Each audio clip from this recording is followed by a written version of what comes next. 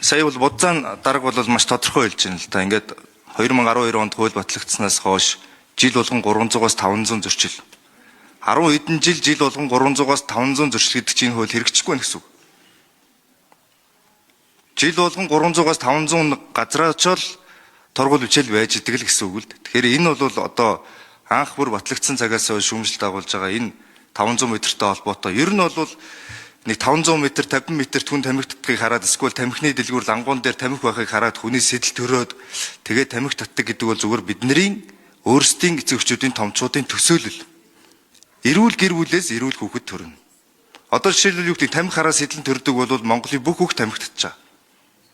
Тамхи татдаггүй хүүхдүүд асар олон байгаа. Тэгэхээр бид нар энэ хууль тогтоогчид бид нар өөрсдөө төсөөллөөрөө өөрсдийнхөө хүснээр биш бас сайн судалгаатай жоохон гүн агуулгатай бас асуудалд хандах хэрэгтэй. Саяны будзаан даргын асуудал дээр нэмж тайлбар.